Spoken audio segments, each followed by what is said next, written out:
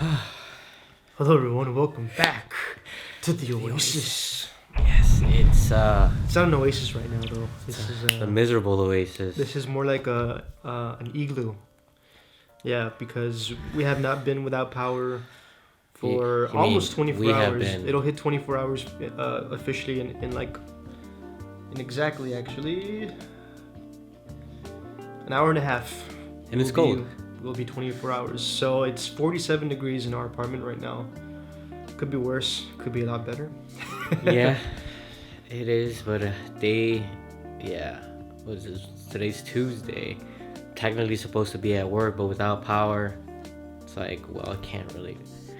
Yeah, we know no power, no internet. I mean, I was supposed to log in today at 7 a.m. to go to work, but couldn't do it. Luckily, my phone still has some juice. I let my team know. But Yeah. still no power. Still no power. And it's cold. Earlier I had to wear like 3 layers of socks. I have like 3 shirts, 3 blankets. It's a miserable experience. But I know there's people who have it much worse than we do. So yeah, it's, I'll take the punishment as it comes, but yeah, I'm just grateful that it's not as bad as it could have been. Yeah, and apparently this is the first time in over 120 years in Texas where we've experienced consecutive days of sub-freezing temperatures. So this is a historic time that we're going through in Texas.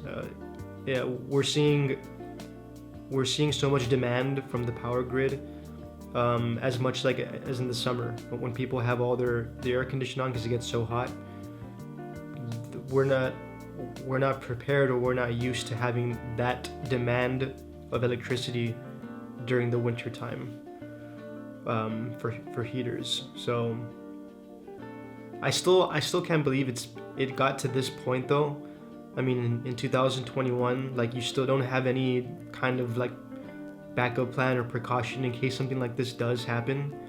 It seems a little like it kind of baffles me as to how they let it get this bad, but it is what it is.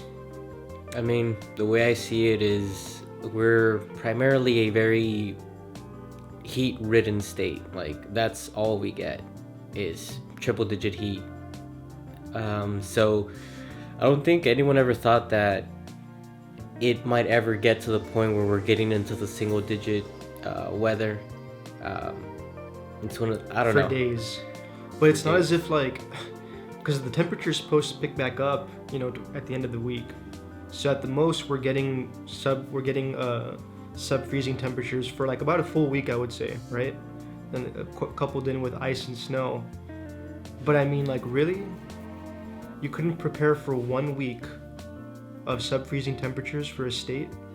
That just seems it just seems kind of like, again, how could you let it get that bad? Like, I don't know, it just seems ridiculous to me. Oh, maybe to your point, we haven't seen anything like this in about 100 years. So, I mean, I don't know. I try to put myself in the shoes of whoever came up with the plan. It's like, okay, well, if 100 plus years has shown us anything, is that we don't really ever need to worry about too much about this type of weather. But I guess there's always that, that small chance that, surprise, here it comes. Yeah.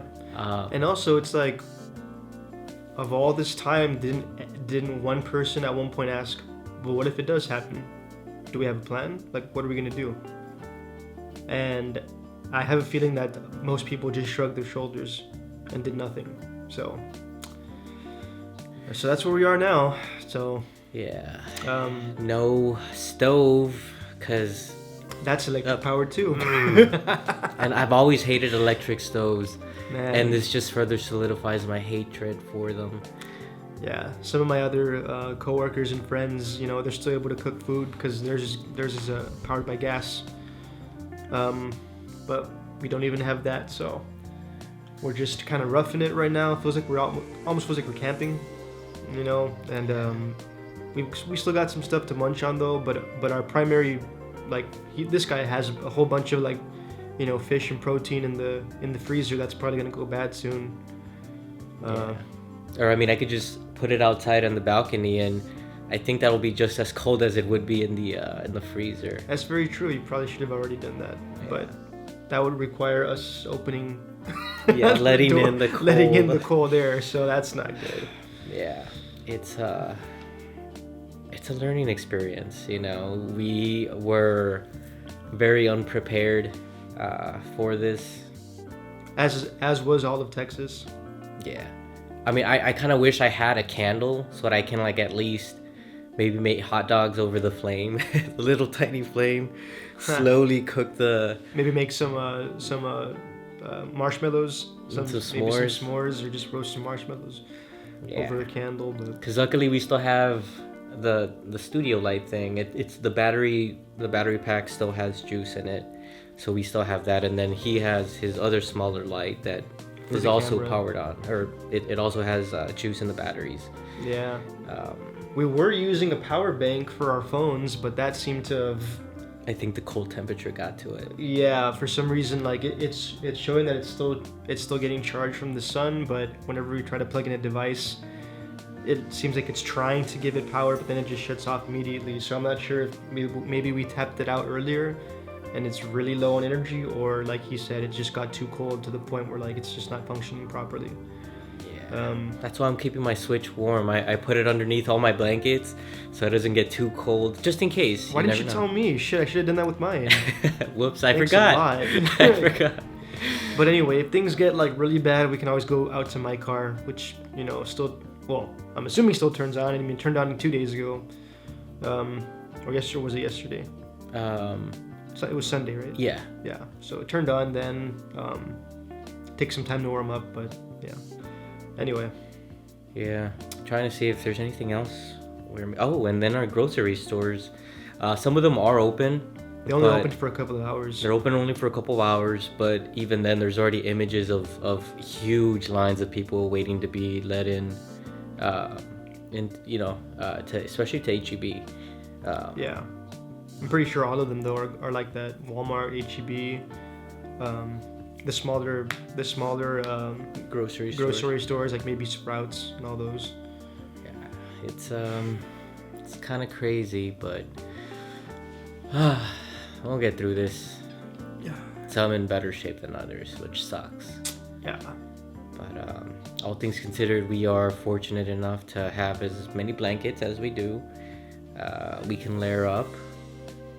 Sucks we don't have a gas stove, but that would have been awesome, or like some kind of external heater.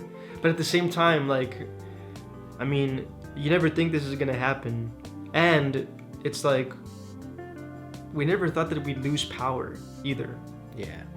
And if we did, we didn't think it'd be for this long, because I can safely say this is the longest I've ever gone in my life without electricity.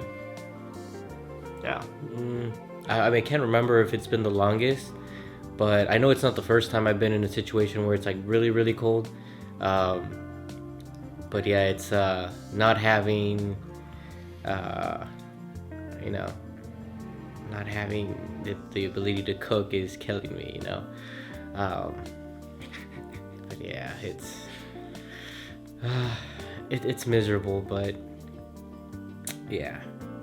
It's just day 2, and I hope it ends at, today, and then tomorrow we're back to normal, and I can actually go back to work, because I need money. I want money. Each day that this drags on, that's money I'm not making. Yep, same here. Which I need. So here's to hoping I can actually go back to work soon.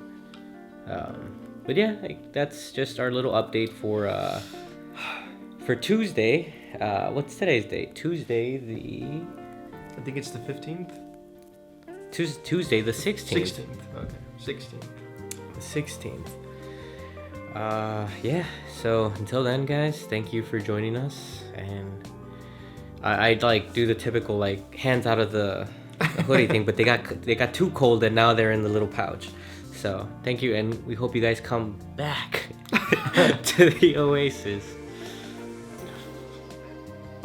The entertainment oasis. Adios. Peace. Damn it, I forgot. I gotta take my hand out to stop the recording.